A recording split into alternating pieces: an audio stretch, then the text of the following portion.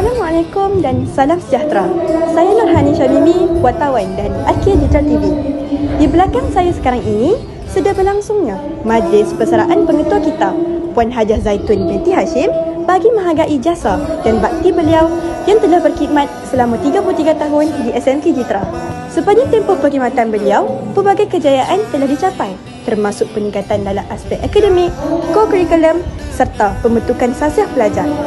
Kepimpinan beliau disifatkan sebagai tegas, namun berjiwa rakyat oleh warga sekolah. Berhentilah berharap,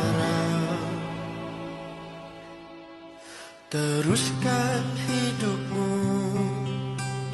ku ingin pulang.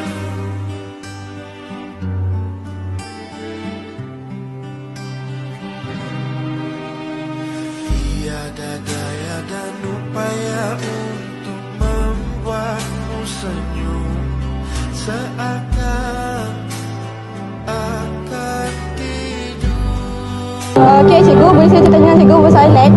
Okey cikgu, apakah perasaan cikgu apabila menamatkan perkhidmatan setelah lama berbakti sebagai seorang pendidik? Terima kasih. Sebenarnya perasaan tu perasaan yang sedih kerana cikgu telah pun berkhidmat sebanyak 33 tahun, 32 tahun 4 bulan sebenarnya. Namun demikian cikgu puas hati kerana dalam perkhidmatan cikgu telah meninggalkan satu legasi dan juga harap legasi ini akan diteruskan oleh pentadbir dan juga guru-guru yang lain. Jadi apa yang cikgu tinggalkan di Sekolah Menengah Kebangsaan Jitra ini benar-benar tersemat di hati cikgu, dan cikgu mendoakan semoga kejayaan untuk semua, terutama sekali bagi anak-anak muda cikgu dan juga untuk sekolah ini, dan bagi menghasilkan, mengharapkan sekolah ini akan melahirkan insan-insan yang cemerlang. Boleh cikgu ceritakan sedikit detik yang manis cikgu sepanjang cikgu bergelar pengetua di SMK Jitra ni? Walaupun cikgu menghadapi isu dan cabaran yang amat tinggi, namun cikgu berpuas hati dan cikgu gembira kerana anak-anak pelajar ini telah pun membawa kejayaan kepada cikgu, bukan sahaja baik dari segi jenis akademik, tetapi juga kepada curriculum dan anak-anak pelajar cikgu memiliki sasiah yang terpilih. Jadi itulah yang membanggakan cikgu dan cikgu akan ingat selama-lamanya.